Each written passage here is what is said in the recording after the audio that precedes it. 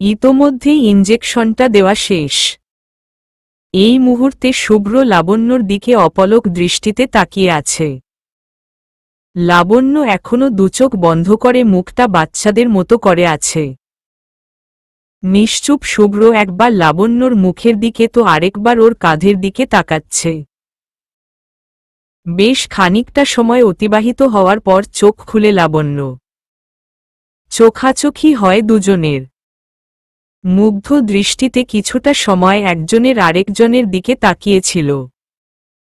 হঠাৎ চোখ যায় শুভ্র কাঁধের দিকে। লাবণ্য তাড়াতাড়ি হাতটা নিয়ে আসে কাঁধ থেকে। শুভ্র থেকে চোখ সরিয়ে অনেকটা নিশ্চুপ হয়ে মাথা নিচু করে বসে আছে লাবণ্য। শুভ্র কোনো কথা না বলে অনেকক্ষণ লাবণ্যর দিকে একদৃষ্টিতে তাকিয়েছিল। মিনিট 5 পর নীরবতা ভেঙে মুখ খুলে শুভ্র। প্রশ্ন করে লাবণ্যকে, কেন এমনটি করেছ? লাবণ্য বুঝেও না বুঝার ভান করে অনেকটা দূরে সরে যায়। লাবণ্যর সাথে সাথে শুভ্র দাঁড়িয়ে পড়ে। লাবণ্যর দুবাহু ধরে মুখটা শুভ্র ওর নিজের দিকে ফিরিয়ে নেয়। তারপর আবারও প্রশ্ন করে, কি হলো? বলছ না যে? কেন কেটেছ হাত? চুপ করে থেকো না, উত্তর দাও। লাবণ্য বিষণ্ণ মনে শুভ্র মুখের দিকে একবার তাকিয়ে চোখটা ফিরিয়ে নেয়।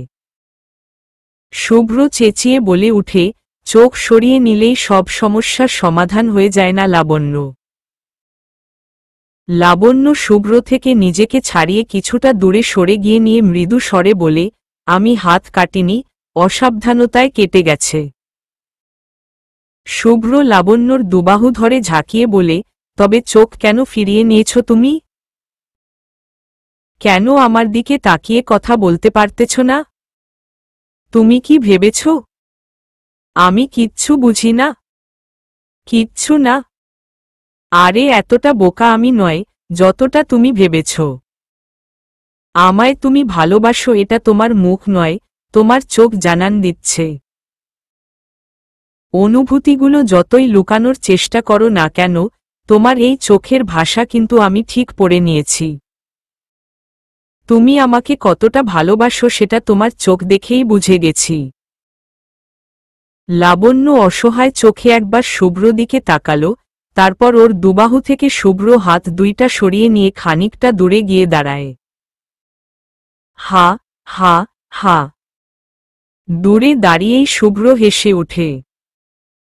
তারপর লাবণ্যর কাছে এগিয়ে গিয়ে বলে, শুনো, তুমি শুধু আমার থেকে এতটুকু দূরেই যেতে পারবা, এর চেয়ে বেশি নয়। কি মনে করেছ তুমি? দূরে গেলেই আমি তোমাকে দূরে যেতে দিব? ভালোবাসি তোমাকে, বড্ড বেশি ভালোবাসি। কি করে আমি সে ভালোবাসার মানুষটাকে দূরে সরে যেতে দেই, বলো? আর লাবণ্য, আমি তো তোমাকে সরি বলেছি, আমার কৃতকর্মের জন্য ক্ষমা চেয়েছি, ভুল স্বীকার করেছি। তবুও কেন তুমি আমার থেকে এভাবে দূরে দূরে থাকতেছ? লাবণ্য চোখ মুখ শক্ত করে বলে, কারণ আপনি ভালোবাসলেও আমি আপনাকে ভালোবাসি না। ভালোবাসতে পারবো না? শুভ্র লাবণ্যর দুবাহু ধরে বলে, কেন ভালোবাসতে পারবে না? লাবণ্য আবারও ওর বাহুদয় থেকে শুভ্র হাতটা সরিয়ে নেয়। তারপর কিছুটা সামনে এগিয়ে বলে, কারণ আমার সব অনুভূতিগুলো অনেক আগেই ভোতা হয়ে গেছে। আমি আর এখন ভালোবাসতে পারবো না আপনাকে। শুভ্র দুহাত দিয়ে লাবণ্যর একটা হাত আঁকড়ে ধরে বলে, প্লিজ লাবণ্য, এমন করো না। বললাম তো আমার ভুল হয়ে গেছে। প্লিজ আমাকে ক্ষমা করে দাও লাবণ্য। প্লিজ, আমায় একটা বার তোমায় ভালোবাসার সুযোগ করে দাও। লাবণ্য হ্যাচকা টানে ওর হাতটা সরিয়ে নেয় শুভ্র থেকে। তারপর তাচ্ছিল্যের হাসি হেসে বলে, হুহ, ভালোবাসা? সে তো কবেই গলে পচে গেছে। আমার অনুভূতিগুলো মরা বকুলের মতো শুকিয়ে শেষ হয়ে গেছে। শুভ্র লাবণ্যর দিকে এক ধাপ এগিয়ে বিনয়ী স্বরে বলে উঠে, আমাকে আর একটা সুযোগ দাও না প্লিজ। লাবণ্য কিছুটা পিছু হটে পূর্বের ন্যায় গম্ভীর কণ্ঠে বলে, ঝরা ফুল, যার পাপড়িগুলো শুকিয়ে এদিক ওদিক ছড়িয়ে ছিটিয়ে গেছে, যার সুবাস প্রায় নেই বললেই চলে। আপনি পারবেন সে ফুল দিয়ে মালা গাঁথতে? শুভ্র কান্নাজড়িত কণ্ঠে বলে, আমায় একটা সুযোগ দাও লাবণ্য। আমার দৃঢ় বিশ্বাস রাতের কালো অন্ধকার কেটে গিয়ে আমাদের জীবনেও একদিন সোনালি আলোর রেখা উকি দিবে। এর জন্য দরকার তোমার একটু বিশ্বাস। লাবণ্য প্লিজ তুমি আমার উপর একটু বিশ্বাস রাখো। লাবণ্য খানিকটা দূরে সরে গিয়ে বলে, পারব না। যে ভুল একবার করছি, সে ভুল দ্বিতীয়বার করে আমি আমার জীবনটাকে এভাবে নিজ হাতে শেষ করে দিতে পারব না। আমি আর বামন হয়ে চাঁদে হাত বাড়াতে চাই না। কোথায় আমি, আর কোথায় আপনি? লাবণ্য যেন শুভ্র বলা কথাগুলো দিয়েই শুভ্রকে খোঁচা দিল। শুভ্র তবুও লাবণ্যকে বুঝাল। লাবণ্য বুঝতে চাইল না। লাবণ্যর এক কথা, আগের মতো আবারও আপনি আমায় ভুল বুঝে তাড়িয়ে দিবেন। আর আমি ঝরা ফুলের পাপড়ির মতো কিংবা পার্কে ছড়িয়ে থাকা বাদামের খোসার মতো পড়ে থাকব। লাবণ্যর কথায় শুভ্র অবাক হয়ে গেল এই ভেবে, ওহ, আমার প্রতি এই তাহলে তোমার বিশ্বাস? একটু থেমে লাবণ্য আবার বলল, আমার প্রতি আপনার যত ভুল ছিল সব যদি দূর হয়ে গিয়ে থাকে, আমাকে যদি আপনার সত্যিই ভালো লাগে তাহলে আমাকে বন্ধু হিসেবে পেতে পারেন। তাতে না পাওয়ার বেদনা থাকবে না, হারিয়ে যাওয়ার ভয়ও থাকবে না। লাবণ্যর এত সুন্দর করে গুছিয়ে কথা বলার কাছে শুভ্র হেরে গেল। শুভ্র অন্তরাত্মা শুকিয়ে এতটুকু হয়ে গেল। তারপরও শুভ্র হাল ছাড়ল না। ডাক্তার তারদের আবার ঈদ। কোনোরকম ঈদের দিনটা গ্রামের বাড়িতে কাটিয়ে পরদিনই ঢাকার উদ্দেশ্যে একা একা রওনা দেয় শুভ্র। আসার সময় লাবণ্যকে অনেক রিকোয়েস্ট করেছে ওর সাথে ওর বাসায় যাওয়ার জন্য, কিন্তু লাবণ্য ওর সিদ্ধান্তে অটল। ও শুভ্র বন্ধু হয়ে থাকতে চাই। আর সেটা শুভ্রর সাথে নয়, শুভ্র বাবা মায়ের সাথে ঢাকায় আলাদা বাসায়। শুভ্র লাবণ্যর কথাই মেনে নিল। প্রতি শুক্রবার লাবণ্যর সাথে দেখা করার জন্য শুভ্র ওর বাবা মায়ের বাসায় চলে আসত। তাছাড়া ওদের ইউনিয়নের কোনো ওয়ার্ডে রোগী দেখতে গেলেও শুভ্র দেখা করত লাবণ্যর সাথে। লাবণ্যর নিজস্ব যে ফোন ছিল সেটা ভেঙে ফেলেছে। মায়ের ফোন দিয়ে লুকিয়ে লাবণ্য শুভ্রর সাথে কথা বলত। তবে সেই কথাটা প্রতিদিন নয়, মাঝে মধ্যে হতো। কথা বলার ফাঁকে শুভ্র বুঝতে পারল, লাবণ্যর মনে ওর প্রতি যে অভিমানের পাহাড় ছিল, সেটা একটু একটু করে গলতে শুরু করেছে। লাবণ্য ওকে নতুন করে ভালোবাসতে শুরু করেছে। শুভ্র ওকে একটা ফোন কিনে দিতে চাইল। কিন্তু লাবণ্য পড়াশোনার ক্ষতি হবে ভেবে নিতে চাইল না। কেটে যায় আরও একটা বছর। এরই মাঝে লাবণ্যর অনার্স কমপ্লিট হয়ে যায়। শুভ্র একদিন ঠিক করল লাবণ্যকে নিয়ে কোথাও ঘুরতে যাবে। বিশেষ কারণে লাবণ্যর শ্বশুর শাশুড়ি সেদিন বরিশাল গিয়েছিল লাবণ্যকে সাথে নিয়ে। পাগল শুভ্র সেখানে ছুটে যায় প্রিয়তমার সাথে দেখা করার জন্য। লুকিয়ে দেখা করল প্রাণের প্রিয়ার সাথে। তারপর রিকশায় চেপে দুজন রওনা দিল একটা স্টিমার ঘাটের দিকে। রিকশায় বসে লাবণ্যর একটা হাত ধরল শুভ্র। লাবণ্য ছাড়িয়ে নিতে চাইল, কিন্তু পারল না। কখন যেন হাত দুটির উপর লাবণ্যর আরেকটি হাত এসে ভর করল। শুভ্র লক্ষ্য করল, লাবণ্যর নাকের ডগায় বিন্দু বিন্দু ঘাম জমেছে। সে আরও খেয়াল করল, ওর হাতের মধ্যে রাখা লাবণ্যর হাত দুটো মৃদু কাঁপছে। লাবণ্যর সঙ্গে শুভ্র কখনো সেভাবে চোখাচোখি হয়নি। শুভ্র যখনই লাবণ্যর চোখের দিকে তাকাত, তখনই ও চোখ ফিরিয়ে নিত। আবার শুভ্র যখন এদিক ওদিক তাকাত তখন লাবণ্য শুভ্র দুই চোখে বিচরণ করত। শুভ্র আর চোখে দেখত। লাবণ্য কখনো কখনো ধরা পড়ে যেত। কিছুক্ষণের মধ্যেই গন্তব্যে পৌঁছাল ওরা। নদীর পাড়ে কোলাহল মুক্ত একটা জায়গায় গিয়ে বসল। নদীর তীরে চুপচাপ বসে আছে একজোড়া কপোতকপোতি। কারো মুখেই যেন কোনো কথা নেই, যদিও অনেক কথায় জমা আছে দুজনের মনে। পাশাপাশি বসলেও দুজনের মধ্যে বেশ খানিকটা দূরত্ব বজায় রাখা। শুভ্র চুপচাপ নদীর ঢেউগুলোর দিকে একমনে তাকিয়ে আছে। আর লাবণ্য পলকহীন দৃষ্টিতে শুভ্র দিকে তাকিয়ে আছে। যদিও শুভ্র দৃষ্টি নদীর দিকে, তথাপি সে লাবণ্যর কীর্তিকলা পারচোখে লক্ষ্য করছে। মনে মনে লাবণ্য শুভ্রকে 101টা গালি দিল। শয়তান একটা, খাটাস একটা। ভদ্রতা দেখাতে আসছে। একটু কাছাকাছি বসলে কি এমন ক্ষতি হতো? লাবণ্যর খুব ইচ্ছে হচ্ছে শুভ্র পাশে বসে ওর কাঁধে মাথা রাখতে, কিন্তু তা তো আর সম্ভব নয়। আচ্ছা, কাঁধে মাথা নাইবা রাখলাম, হাতটা তো ধরতে পারি। মনের এই ছোট্ট চাওয়ার প্রাধান্য তো দেওয়াই যায়। লাবণ্য দূর থেকেই শুভ্র হাতের দিকে ওর একটা হাত বাড়িয়ে দিল। কাপা কাপা হাত শুভ্র হাতের খুব কাছে নিয়ে গেলেও রাখতে পারল না। লাবণ্য ওর হাতটা ফিরিয়ে নিয়ে এসে স্থির দৃষ্টিতে তাকিয়ে আছে দূর অজানার দিকে। আর চোখে এতক্ষণ সব লক্ষ্য করছিল শুভ্র। এই মুহূর্তে লাবণ্যর মনটা যে খুব বেশি ভালো নয় সেটাও বুঝতে পেরে গেছে সে। তাই তো দূর থেকেই শুভ্র ওর একটা হাত লাবণ্যর হাতের উপর রাখে। মৃদু কেঁপে উঠে লাবণ্য হাতের দিকে তাকাই। তারপর দৃষ্টি ফিরিয়ে নেয়। মনে মনে হাসছে শুভ্র। মুখে কিছু না বলেই দূর থেকে লাবণ্যর অনেকটা কাছে, পাশাপাশি গা ঘেঁষে বসে যায়। লাবণ্যর পুরো শরীর শিহরণ দিয়ে উঠে শুভ্র যখন শক্ত থেকে আরো শক্ত করে ওর হাতটা চেপে ধরে।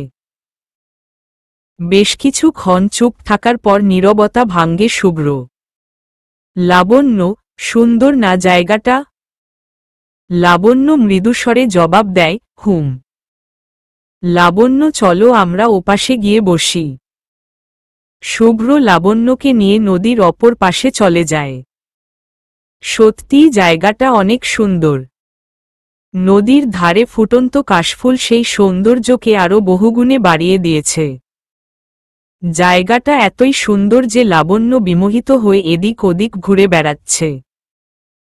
এই মুহূর্তে লাবণ্য প্রজাপতির পিছনে দৌড়াচ্ছে আর তাকে ধরার আপ্রাণ চেষ্টা করছে।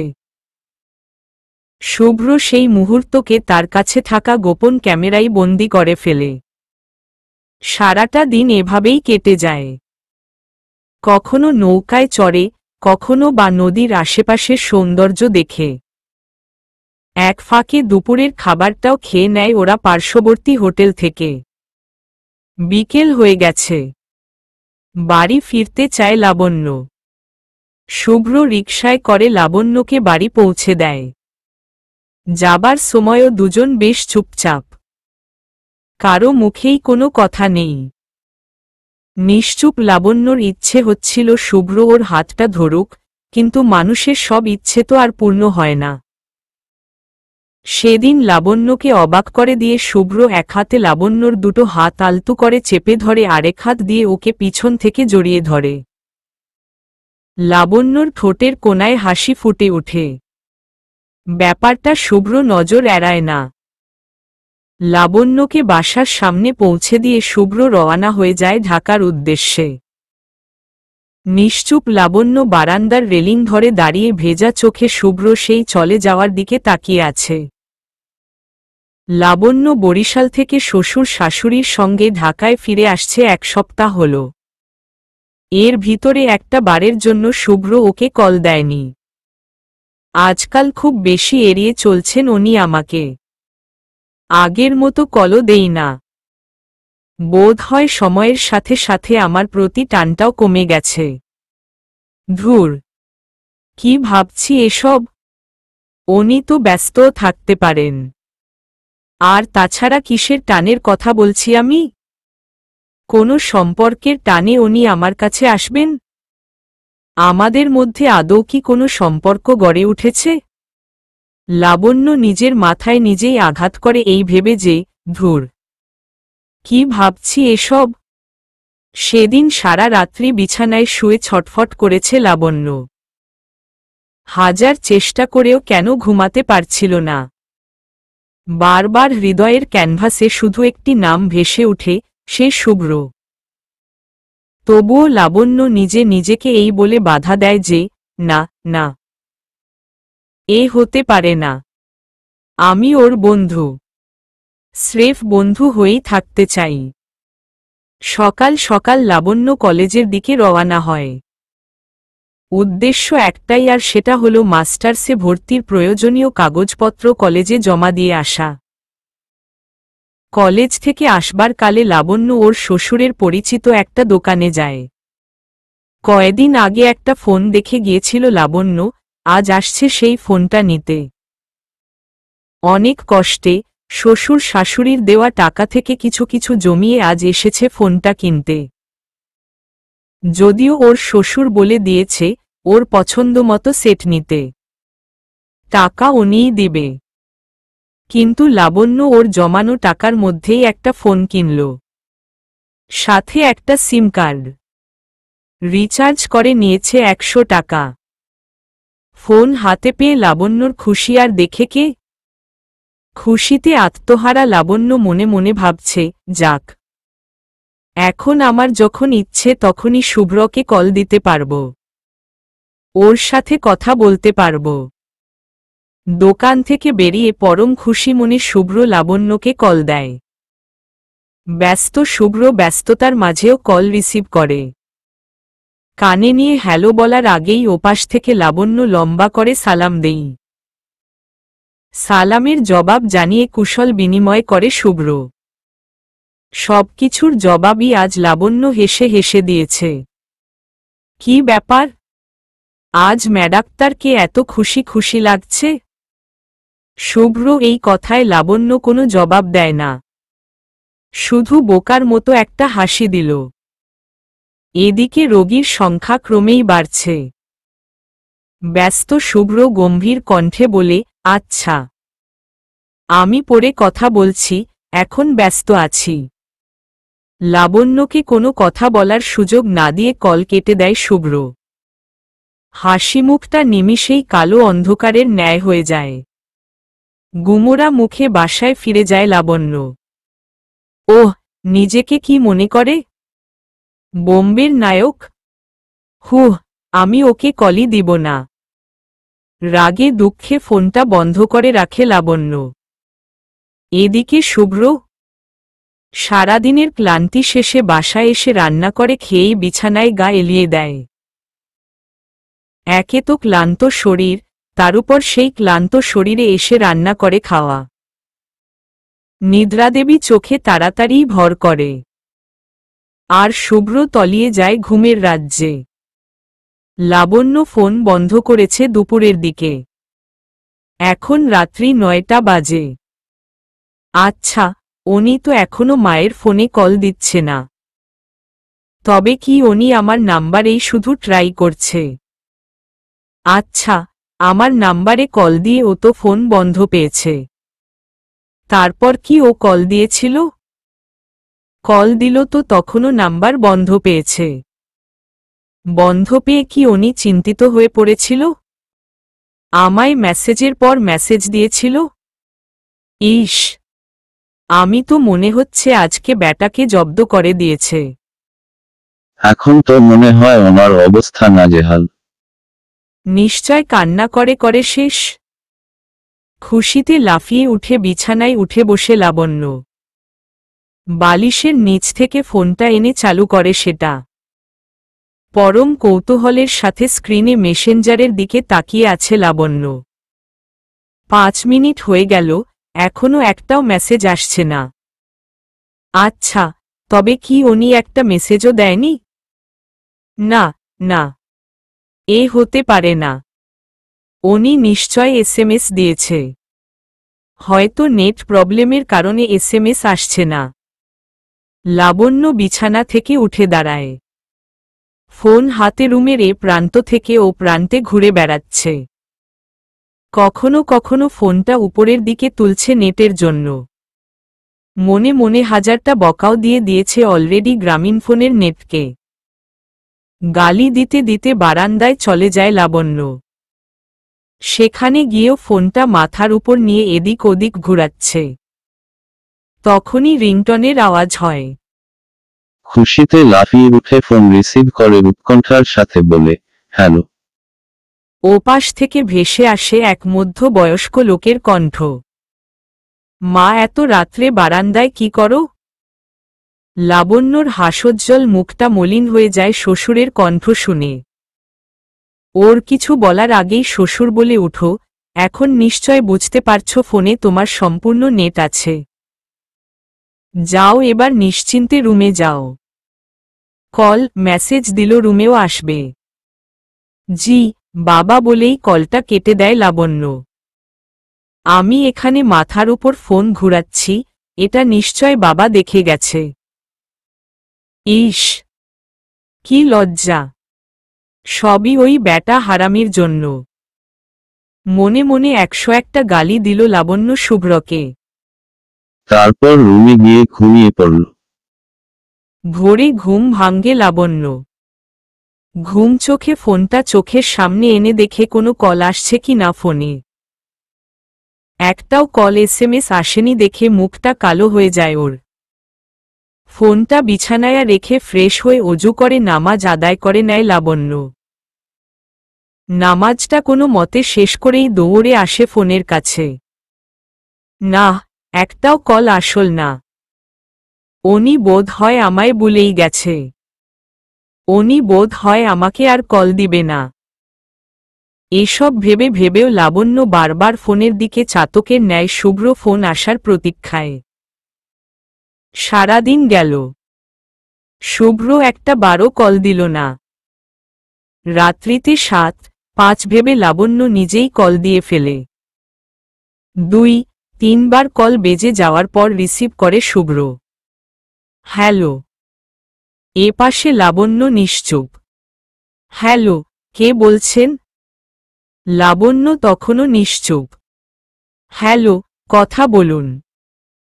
এভাবে মানুষকে পর করে দেয়, সেটা আপনাকে না দেখলে বুঝতেই পারতাম না।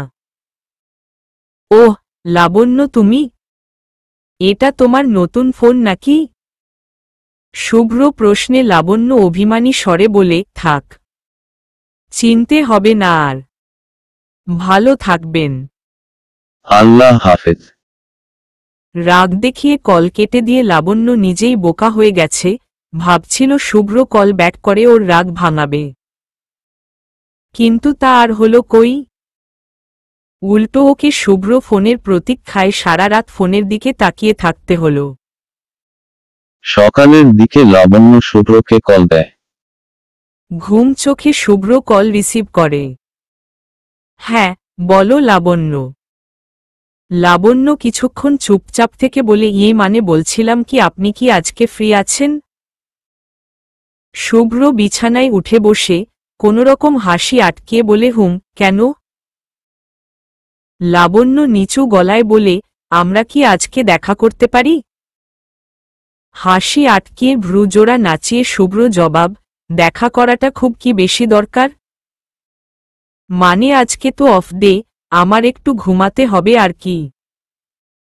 কথাটা বলে জিহ্বায় কামড় দেয় শুভ্র। লাবণ্য কি বলবে বুঝতে পারতেছে না। আসলে এ প্রশ্নের উত্তর কি হওয়া উচিত ওর নিজেরও জানা নেই। তবুও বহু কষ্টে নিজেকে সংযত করে বলল, ওহ আচ্ছা, সমস্যা নাই, আপনি ঘুমান। ঘুম না আসলে ঘুমের ঔষধ খেয়ে ঘুমান। তবুও ঘুমান। আসতে হবে না আপনার। কথাগুলো একনিঃশ্বাসে বলে কলটা কেটে ফোনটা বন্ধ করে ফেলে লাবণ্য। ফোনটা কেটে বন্ধ করে টেবিলে মাথা রেখে নিঃশব্দে কেঁদে উঠে লাবণ্য। মাথার নিচে খোলা বইয়ের পাতাগুলো একটু একটু করে ভিজে একাকার হয়ে যাচ্ছে লাবণ্যর চোখে জলে। গোসল সেরে রুমে আসে শিশির। এই অসময়ে ভাবিকে এভাবে টেবিলে ঝিমুতে দেখে ভাবির পাশে গিয়ে দাঁড়ায় শিশির। ভাবি, তোমার শরীর খারাপ? চমকে উঠে মাথা তুলে তাকাই লাবণ্য। শিশিরকে এভাবে দাঁড়িয়ে থাকতে দেখে অন্যদিকে মুখ ফিরিয়ে চোখের জলটুকু মুছে নেয় সে। শিশির ওর ভাবির মুখটা ওর দিকে ফিরিয়ে নেয়। অবাক বিস্ময়ের প্রশ্ন করে, সে কি? তোমার চোখে জল? তুমি কাঁদছ ভাবি? কান্না লুকিয়ে লাবণ্যর জবাব, কই না তো, আসলে চোখে কি যেন পড়ছিল তাই চোখ থেকে গড়িয়ে অশ্রু পড়ছে। আর সেই সব অশ্রুকণা দিয়ে বইয়ের পাতা ভিজে একাকার, সাথে চোখ দুটোও ফুলে তালগাছ হয়ে গেছে। এই সব তুমি বললে আর আমি বিশ্বাস করে নিব, তাই না? লাবণ্য শিশিরের গম্ভীর মুখের দিকে তাকিয়ে দৃষ্টি ফিরিয়ে নেয়। লাবণ্যর চোখ থেকে এখনো একটু একটু করে অশ্রু ঝরছে। শিশির সেটা লক্ষ্য করেছে। আর তাই তো লাবণ্যর মুখটা ওর দিকে ফিরিয়ে নেই আবারও। দুগাল গড়িয়ে পড়া জলটুকু মুছে দিয়ে প্রশ্ন করে, কি হয়েছে তোমার? বলবা না আমাকে? আমাকে না, তুমি তোমার বোনের মতো দেখো। এই তার নমুনা? শিশিরের দিকে তাকিয়েই লাবণ্য কেঁদে দেয়। অনর্গল বলতে শুরু করে, আমি ওকে ভালোবাসি না, একদম না। আমি তো শুধু এমনিই দেখা করতে বলছিলাম। আর ও কি না মিটিমিটি হাসছিল আমার কথা শুনে। আচ্ছা, তুমিই বলো শিশির, আমি কি জোকার? আমাকে কি তোমার জোকার মনে হয়? শিশির টেবিলে হেলান দিয়ে দাঁড়িয়ে বলল, না, একদম না। আমার ভাবি কেন জোকার হবে? জোকার তো ওই ব্যাটা যে আমার ভাবিকে জোকার বলে কাঁদায়। লাবণ্য টেবিল থেকে উঠে গিয়ে গম্ভীর হয়ে খাটে বসে। লাবণ্যর ঠিক পাশে গিয়ে শিশিরও বসে। শিশির মুচকি হেসে বলে, তারপর কি হয়েছে ভাবি? লাবণ্য কিছু একটা বলতে গিয়ে শিশিরের দিকে তাকিয়ে দেখে সেও হাসছে। মেজাজটা চরম পর্যায়ে উঠে যায় ওর। রাগে অভিমানে রুম ত্যাগ করে ও। লাবণ্য চলে যাওয়ার পর ভাইকে কল দেয় শিশির। ভাই বোনে মিলে অট্টহাসিতে মেতে ওঠে। হুহ, আমাকে কি মনে করে? ছেঁড়া পলিথিন? আমার কোনোই মূল্য নেই? সব মূল্য শুধু ওনারই? হুহ, খুব প্রায়োরিটি দেই তো, তাই এত উপরে উঠে গেছে। উপর থেকে যে কিভাবে নামাতে হয় সেটা আমি জানি। কল দিব না আর ওকে। এই ফোনটা অফ করে আলমারিতে রাখলাম। আগামী 30 দিনে ফোন হাতে নিব না। মনে মনে জটিল প্রতিজ্ঞা করে লাবণ্য নিজেই নিজের সাথে। ফোনটা আলমারিতে রাখছে বিকেল 5টা নাগাদ। এখন 6টা বেজে 19 মিনিট। এরই ভিতর বার কয়েক আলমারির কাছে গিয়েও কি মনে করে যেন ফিরে এসেছে লাবণ্য। সন্ধ্যা 7টা। খুলবে না করেও অবশেষে খুলেই ফেলে আলমারিটা। ফোন হাতে নিয়ে ওপেন করে চাতকের ন্যায় ফোনের স্ক্রিনে তাকিয়ে আছে লাবণ্য। কিন্তু কোনো কল বা এসএমএস আসেনি। ফোনটা বন্ধ করে আবারও আলমারির ভিতর রেখে দেয়। এবার মনে মনে এই বলে রাখে, যত যাই হোক ফোনে আর হাত দিবে না। ফোন আলমারিতে রেখে কিছুক্ষণ পর পর দেয়াল ঘড়ির দিকে তাকাচ্ছে লাবণ্য। কোনো রকম 20 মিনিট চুপসে থেকে সন্ধে 7টা 21 মিনিটে আলমারিটা আবারও খুলে। ফোনে হাত দিবে না করেও দিয়ে ফেলে। তারপর ওপেন করে হাতে নিয়ে চাতকের ন্যায় একটা ফোন কলের আশায় বসে আছে। রাত্রি 11টা। শুভ্র ফোনটা বেজে ওঠে। ভাব নিয়ে হ্যালো বলে শুভ্র প্রশ্ন, কিছু বলবে? নরম স্বরে লাবণ্যর জবাব, খুব বিজি? সেরকম বিজি না। লাবণ্য এবার কিছুটা উঁচু কণ্ঠে বলে, কালকে কয়টায় হসপিটালে যাবেন? শুভ্র ভেবে বলে, প্রতিদিনই তো 9টায় যায়, কিন্তু কালকে একটু জলদিই যেতে হবে। একটু দরকার আছে। লাবণ্য একটা চাপা দীর্ঘশ্বাস ছেড়ে বলে, তারপর কখন ফ্রি হবেন? শুভ্র কোনো রকম হাসি থামিয়ে বলে, ফ্রি বলতে লাঞ্চ টাইমে যতটুকু সময় পাই আর কি। এবার কণ্ঠ কিছুটা নিচু করে লাবণ্যর প্রশ্ন, রাত্রিতে তো আপনি ফ্রি থাকেন। আমি রাত্রে আপনার সাথে দেখা করতে চাই যদি আপনি চান। আচ্ছা, ঠিক আছে। তোমার কষ্ট করতে হবে না। আপনি আসবো কালকে। তুমি প্রস্তুত থেকো। পরে কথা হবে। এখন রাখি। Take care. শুভ রাত্রি। কল কেটে দিয়ে শুভ্র হো হো করে হেসে উঠল। হাসি দেখে মনে হবে যেন বিশ্বজয় করে ফেলেছে সে। বিছানার এ প্রান্ত থেকে ও প্রান্তে গড়াগড়ি করতে করতে বালিশ বুকে নিয়ে একটা সময় ঘুমিয়ে পড়ে শুভ্র। পরদিন লাবণ্যর সময় যেন কাটছেই না। কখন রাত্রি হবে আর কখন শুভ্র আসবে। ওর শুভ্রকে নিয়ে ঘুরতে যাবে। সারাটা দিন বহু কষ্টে কাটল লাবণ্যর। কখনো খাটে বসে, কখনো শুয়ে, কখনো আয়নার সামনে দাঁড়িয়ে, কখনো বারান্দায় গিয়ে, কখনো ছাদে, কখনো বা টিভির সামনে বসে থেকে। সারাটা দিন এভাবেই কাটল লাবণ্যর। সন্ধে 8টা নাগাদ লাবণ্যকে নেওয়ার জন্য এ বাসায় আসে শুভ্র। বাসায় এসে মায়ের সাথে কথা বলে যা বুঝতে পারল সেটা হলো, এই রাত্রের বেলা মা কিছুতেই ওর সঙ্গে লাবণ্যকে দিবে না। সবচেয়ে বড় কথা হচ্ছে যেটা সেটা হল, রোকসানা বেগম এখনো ছেলের প্রতি প্রচণ্ড রেগে। আচ্ছা, ঠিক আছে। তোমার মেয়ে, তোমার বান্ধবীর মেয়েকে তুমি সারা জীবন এভাবেই ঘরে বসিয়ে রেখো। অনেকটা রাগ দেখিয়ে মায়ের কাছ থেকে বিদায় নিয়ে উপরে শিশিরের রুমের দিকে পা বাড়াই শুভ্র। রুমের দরজার সামনে দাঁড়িয়ে নক করে শুভ্র, আসতে পারি? ভিতর থেকে শিশিরের জবাব, এখানে এসে কি করবি? ছাদে চলে যা। ছাদে পাবি তোর মানুষকে। শুভ্র আর কোনো কথা না বলেই ছাদের দিকে পা বাড়াই। ছাদে পা দিতেই শুভ্র মাথা ঘুরার উপক্রম।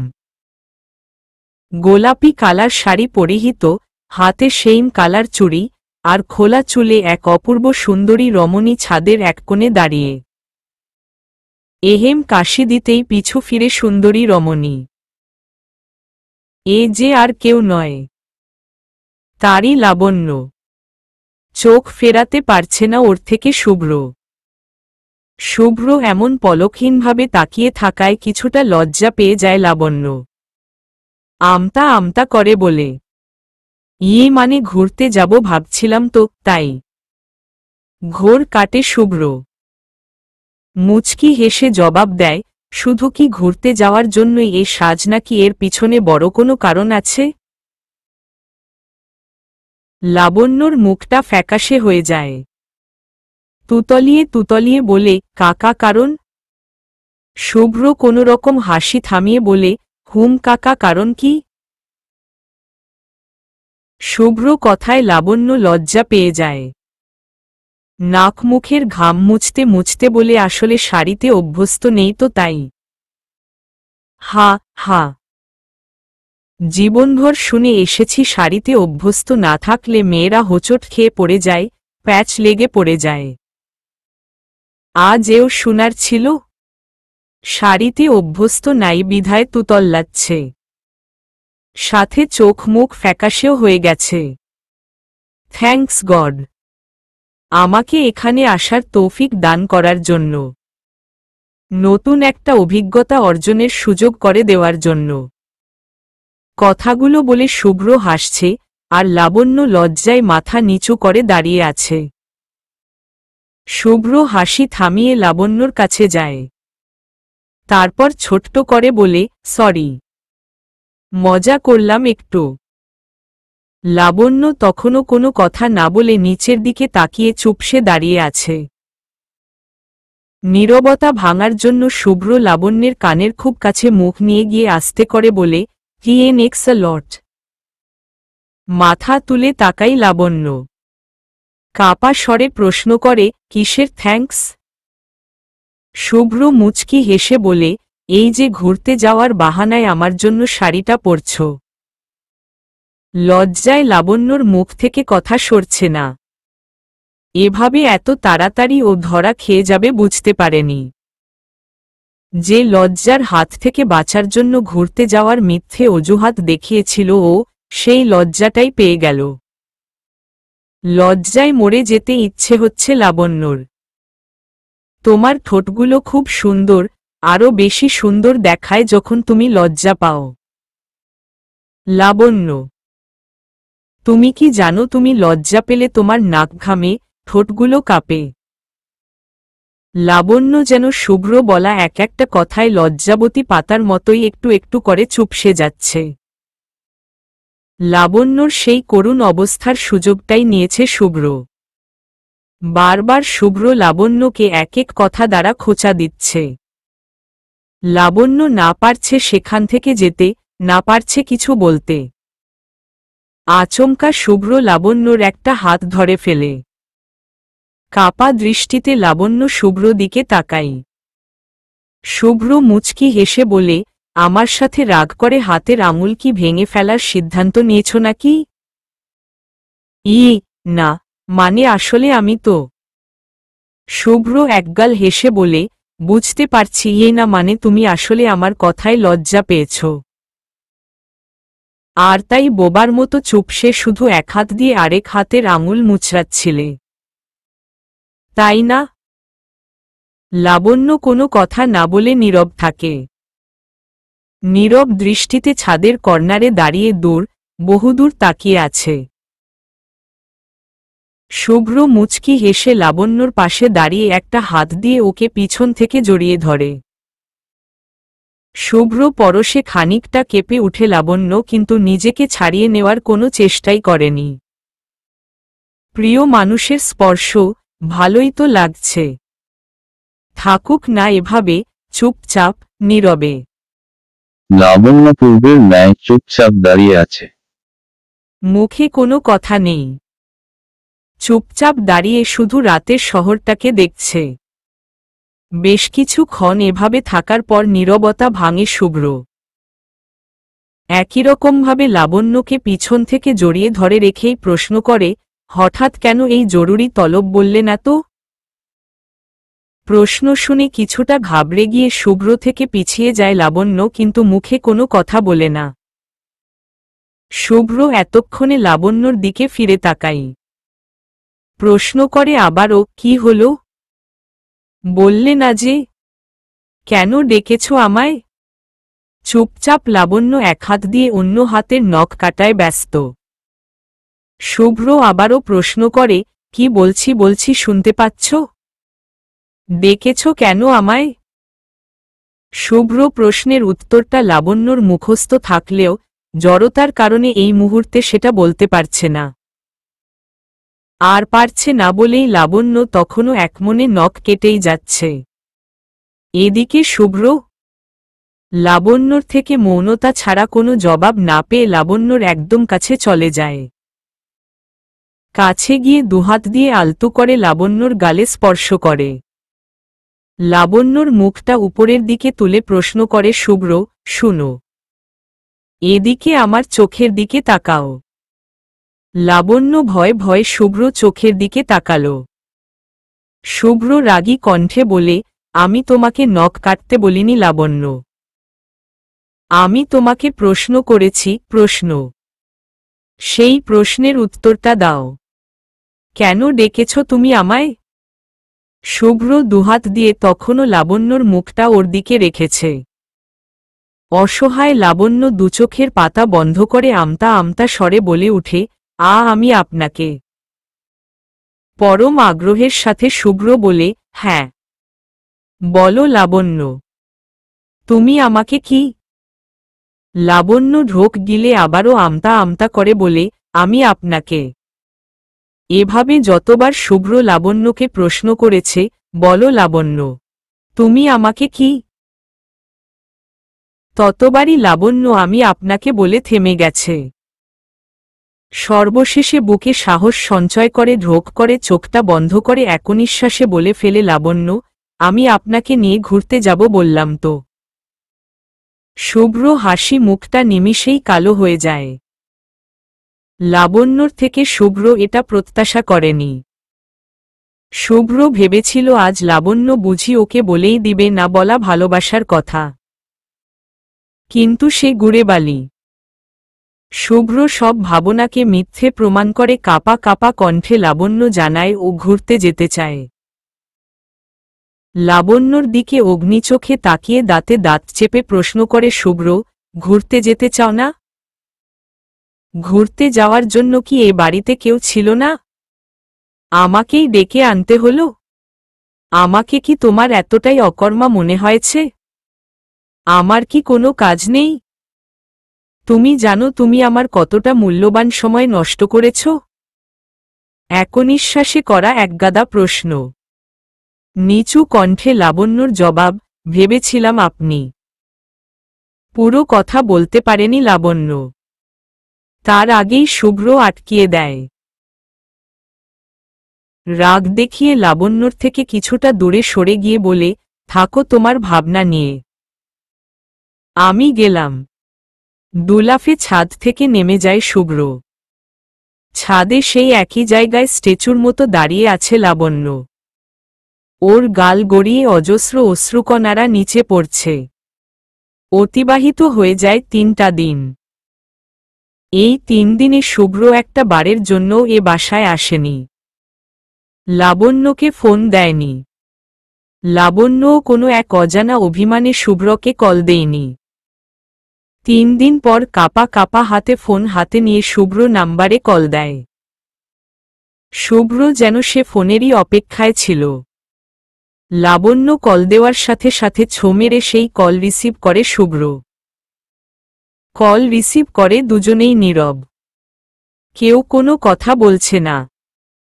2-3 মিনিট পর নীরবতা ভেঙে মুখ খুলে লাবণ্য। কাপা কাপা স্বরে বলে, হ্যালো, আসসালামু আলাইকুম। ফোনের ওপাশ থেকে গম্ভীর কণ্ঠে শুভ্র ওয়ালাইকুম আসসালাম। আবার নীরব। মিনিট 2 নীরব থাকার পর আবারও মুখ খুলে লাবণ্য, একটা কথা বলবো? এবার কিছুটা নরম স্বরে শুভ্র জবাব, জি, বলো। লাবণ্য ভয় ভয় বলে, আমি আপনার সাথে দেখা করতে চাই। প্লিজ না করবেন না।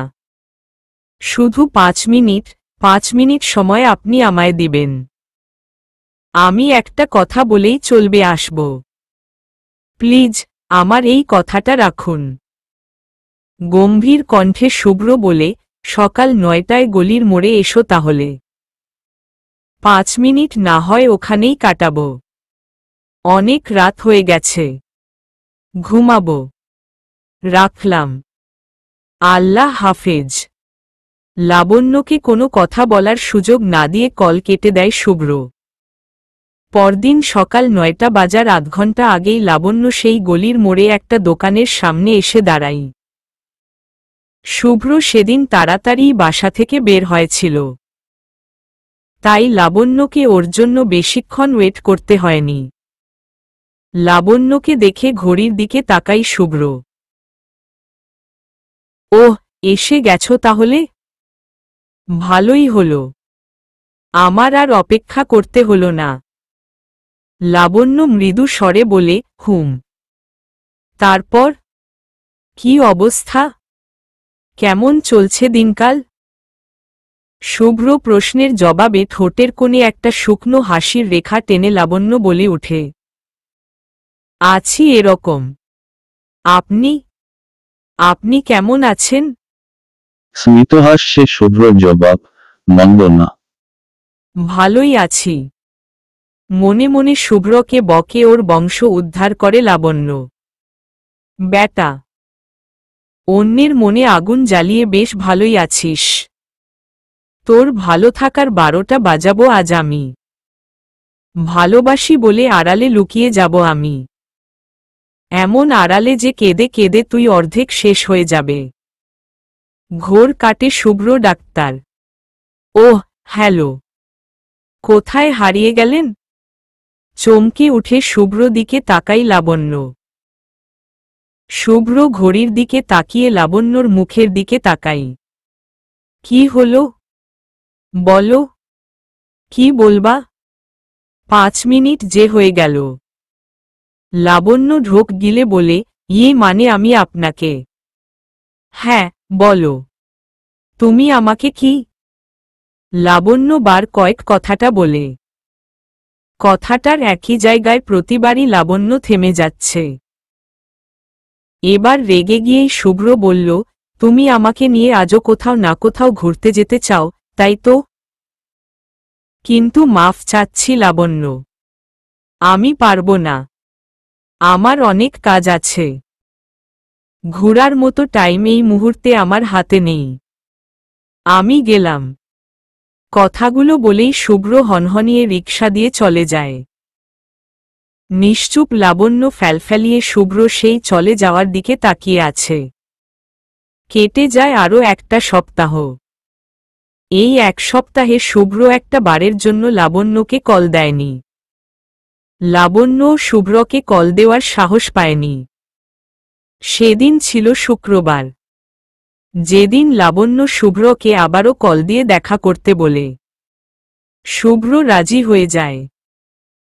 লাবণ্যর কথা মতো সেদিন বিকেলে বাসার অদূরেই একটা পার্কে শুভ্র লাবণ্যর সাথে দেখা করতে যায়। কথা বলার এক পর্যায়ে শুভ্র প্রশ্ন করে লাবণ্যকে, তুমি নাকি বলতে চেয়েছিলে? যদিও না বলাটা বলার সম্পূর্ণ প্রস্তুতি নিয়ে এসেছিল শুভ্র। কিন্তু শুভ্র মায়া মাখা মুখ, হাসি, কথা বলায় তন্ময় হয়ে থেকে সেসব কিছু গুলিয়ে ফেলে লাবণ্য।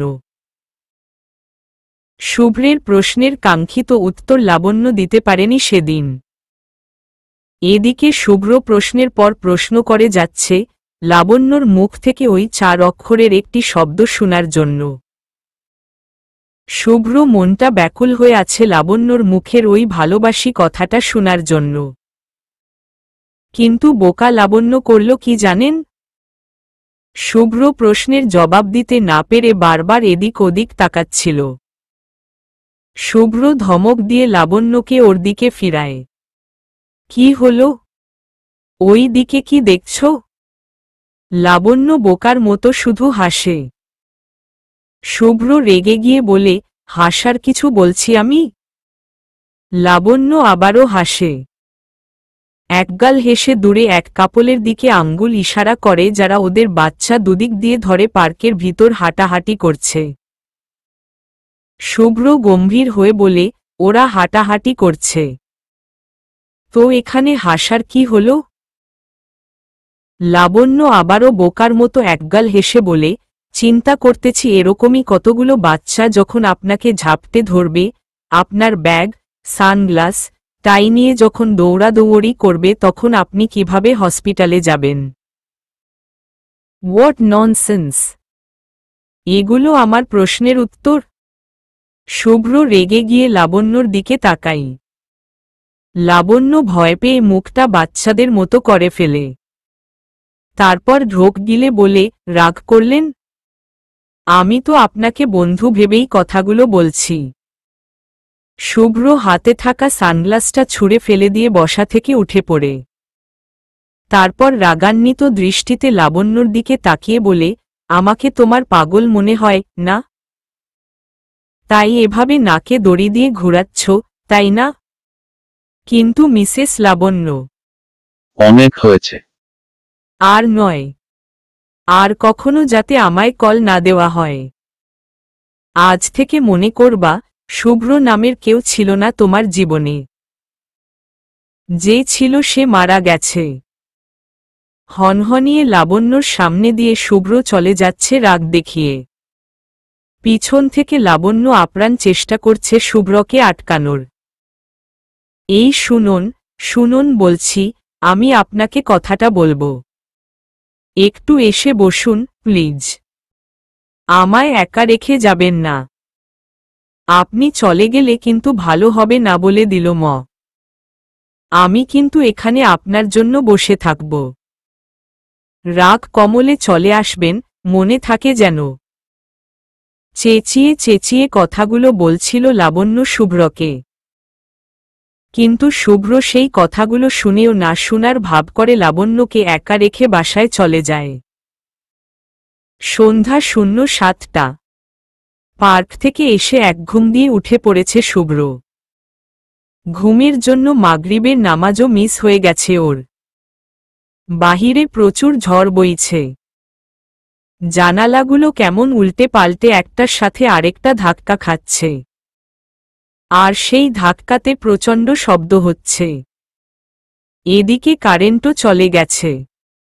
বহু কষ্টে জানালাগুলো লাগিয়ে এসে অন্ধকার রুমে হাতড়ে হাতড়ে ফোন খুঁজছে শুভ্র। মৃদু শব্দে তখনও কল বাজছে। বাসা থেকে কল দিয়েছে। আশ্চর্য, এই সময় বাসা থেকে কেন কল দিচ্ছে? মায়ের কি শরীর খারাপ হয়েছে নাকি? 7:05 ভাবতে ভাবতেই কলটা কেটে যায়। কল কেটে যাওয়ার পর চক্ষু চটগাছ শুভ্র। 100-এর উপরে কল দিয়েছে বাসা থেকে। কারো কিছু হয়ে গেল না তো? ভিতরটা শিউরে উঠে শুভ্র। কল ব্রেক করবে ভাবতেই শিশিরের নাম্বার থেকে কল। তাড়াতাড়ি কল রিসিভ করে শুভ্র। উৎকণ্ঠার সাথে প্রশ্ন করে, কি হয়েছে শিশির? সব ঠিকঠাক আছে তো? কান্নাজড়ানো কণ্ঠে রোকসানা বেগমের জবাব, আমি শিশির না, তোর মা। শুভ্র গলাটা শুকিয়ে যায়। মা, কাঁদছ কেন তুমি? কি হয়েছে? বাবা, শিশির ওরা ঠিক আছে তো? রোকসানা বেগম কান্নাজড়ানো কণ্ঠে বলে, লাবণ্য ওর বান্ধবীর বাসায় যাবে বলে বের হয়েছিল বিকেলে, তারপর আর ফিরে আসেনি। এদিকে ওর বান্ধবীকে কল দিল ম। ওর বান্ধবী জানায় লাবণ্য ওই বাসায় যায়নি। ওই বাসায় যায়নি, ওদের গ্রামের বাড়িতেও যায়নি। কোথায় গিয়েছে তাহলে ও? বাবা, ও কি তোর কাছে গিয়েছে? আমরা তোর বাসায় খোঁজ করতে গিয়েছিলাম। খোঁজ নিয়ে জানলাম ওখানে তুই নেই। বাবা, লাবণ্য কি তোর কাছে? তুই নিয়ে গেছিস ওকে? মায়ের কথা শুনে শুভ্র গলাটা কেমন শুকিয়ে যায়। অনেক কষ্টে মাকে বলে, মা, আমি রাখছি, পরে কথা হবে। ফোনটা কেটে শুভ্র তাড়াতাড়ি বাসা থেকে বের হয়। বাইকটা নিয়ে রাস্তায় যখন বের হয় শুভ্র ততক্ষণে ঝড়ো হাওয়া থেমে যায়। আকাশ একটু একটু পরিষ্কার হতে থাকে। তবে গুড়ি গুড়ি বৃষ্টি থেমে নেয়। গুড়ি গুড়ি বৃষ্টিতে ভিজে বাইক নিয়ে শুভ্র এগিয়ে যাচ্ছে ওই স্থানে, যে স্থান থেকে বিকেলে ও রাগারাগি করে চলে আসছিল। বাইকটা রাস্তার পাশে রেখেই ঝোপের আড়ালের ওই স্থানটিতে চলে যায় শুভ্র, যে স্থানে বেঞ্চে বসে লাবণ্য বোকার মতো হাসছিল, পাগলামি করছিল। বেঞ্চের কাছে ঝোপের ভেতরে তাকাতেই শুভ্র চোখ ছানাবড়া হয়ে যায়। শুভ্র স্পষ্ট দেখতে পাচ্ছে, লাবণ্য গায়ের ওড়না জড়িয়ে গুটিসুটি মেরে বসে আছে। শুভ্রের কান্না ভেজা কণ্ঠের লাবণ্য ডাক্তার শুনে উপরের দিকে মাথা তুলে তাকায় ও। শুভ্রকে এক নজর দেখে নিচের দিকে চোখ ফিরিয়ে নেয় লাবণ্য। আচমকা লাবণ্যর একটা হাত ধরে ফেলে শুভ্র। তারপর টানতে টানতে ঝোপ থেকে বের করে। অভিমানী কণ্ঠে লাবণ্যর জবাব, আমি বৃষ্টিতে ভিজতেছি, আমায় এভাবে টেনে আনলেন কেন? তখনই ঠাস শব্দে লাবণ্যর গালে একটা থাপ্পড় পড়ল। আশ্চর্য, আপনি আমাকে থাপ্পড় কেন মারলেন? কোনো কথা শুনতে চাচ্ছি না আমি। আসো, আমার সাথে আসো। শুভ্র লাবণ্যকে টানতে টানতে বাইকের কাছে নিয়ে যায়। লাবণ্য মুখ ভার করে বলে, এখানে কেন আনলেন আমায়? রাগান্বিত দৃষ্টিতে লাবণ্যর দিকে তাকিয়ে শুভ্র জবাব, আর একটা কথাও যাতে না শুনি। জেদি কণ্ঠে লাবণ্য বলে উঠে, কি করবেন? আরেকটা কথা বললে কি করবেন? দাঁতে দাঁত চেপে জবাব দেয় শুভ্র, এই যে হাতটা দেখছ, এটা দিয়ে থাপ্পড় মারব। এমন থাপ্পড় দিব, সারা জীবনেও ভুলতে পারবে না। অভিমানের সাথে কিছুটা রাগ মিশিয়ে লাবণ্যর জবাব, পারেন তো শুধু এটাই? আর কিছু পারেন রাগ আর থাপ্পড় দেওয়া ছাড়া? এবার আর না হেসে পারল না শুভ্র। লাবণ্যর বাচ্চাদের মতো অমন নাক ফুলিয়ে কথা বলা দেখে হেসে দিল শুভ্র। তারপর মুখে দুষ্টু হাসির রেখা টেনে বলল, এর ছাড়াও আমি অনেক কিছুই পারি। শুধু পাবলিক প্লেস দেখে কিছু করিনি এখনো। বাসায় থাকলে এতক্ষণে বুঝিয়ে দিতাম আমি কি পারি না পারি। লজ্জায় মাথা নিচু করে ফেলল লাবণ্য। নরম স্বরে বলল, আমি কি ওইভাবে বলছি নাকি? শুভ্র মুচকি হেসে বলে, হয়েছে। আর লজ্জা পেতে হবে না। বাইকে উঠো। লাবণ্য লজ্জায় আর কোনো কথা বলতে পারেনি। চুপচাপ বাইকে উঠে পড়ে লাবণ্য। এদিকে মোড় নিয়েছেন কেন? শুভ্র সিরিয়াস মুডে বলে, তোমার স্বপ্ন পূরণের জন্য। অবাক বিস্ময়ের প্রশ্ন করে লাবণ্য, আমার স্বপ্ন? সেটা আবার কি? দুষ্টু হাসি দিয়ে শুভ্র জবাব, এই যে অনেকগুলো বাচ্চা থাকবে আমার বাসায়। একজন আমার নাক ধরে তো আরেকজন কান ধরে, একজন চুল ধরে তো আরেকজন সানগ্লাস ধরে টানবে, একজন কোট ধরে তো আরেকজন টাই ধরে টানবে। ওহ হ্যাঁ, আমি যাতে হসপিটালে যেতে না পারি এই জন্য আমার আরেক বাচ্চা আমার ব্যাগ ধরেও টানবে। এসব কিছুই তো তোমার স্বপ্ন, তাই না?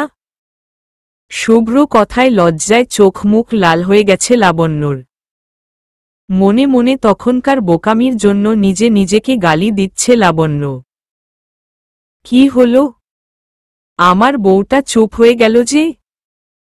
কিছু বলতেছ না যে?